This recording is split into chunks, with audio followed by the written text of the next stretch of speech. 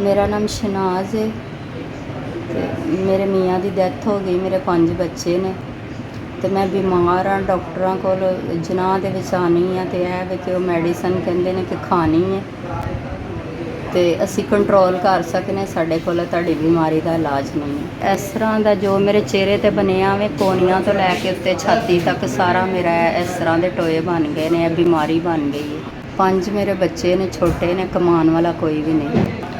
ਇਹ ਵੇ ਕਿ ਮੇਰੇ ਚਿਹਰੇ ਦੀ ਵਜ੍ਹਾ ਤੋਂ ਮੈਂ ਜਿੱਥੇ ਵੀ ਆਪਣੇ ਜੋਬ ਜਾਂ ਕੋਈ ਨੌਕਰੀ ਦਾ ਕਿਸੇ ਨੂੰ ਕਹਿੰਦੀ ਹਾਂ ਤੇ ਉਹ ਕਹਿੰਦੇ ਨੇ ਪਤਾ ਨਹੀਂ ਤੁਹਾਨੂੰ ਕੀ ਬਿਮਾਰੀ ਹੈ। ਮੈਨੂੰ ਇਸ ਵਜ੍ਹਾ ਤੋਂ ਕੋਈ ਕੰਮ ਵੀ ਨਹੀਂ ਦਿੰਦੇ। ਮੈਂ ਮੁਲਾਜ਼ਮਤ ਕਰ ਵੀ ਨਹੀਂ ਸਕਦੀ ਕਿਉਂਕਿ ਇਹ ਬਿਮਾਰੀ ਤੋਂ ਮੈਨੂੰ ਇੰਨੀ ਕਮਜ਼ੋਰੀ ਤੇ ਜਿਸਮ ਦੇ ਵਿੱਚ, ਜੋੜਾਂ ਦੇ ਵਿੱਚ ਬਹੁਤ ਜ਼ਿਆਦਾ ਦਰਦ ਹੈ।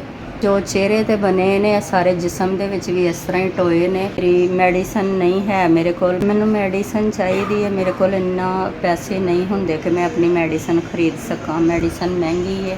ਇਹ ਮੇਰੇ ਟੈਸਟ ਵਗੈਰਾ ਪਰਚੀਆਂ ਨੇ ਮੇਰੀਆਂ, ਜਿਹੜੇ ਮੈਂ ਟੈਸਟ ਆਪਣੇ ਕਰਵਾ ਵੀ ਨਹੀਂ ਸਕਦੀ। ਇੰਨੇ ਮਹਿੰਗੇ ਡਾਕਟਰ ਟੈਸਟ ਲਿਖ ਦਿੰਦੇ ਨੇ।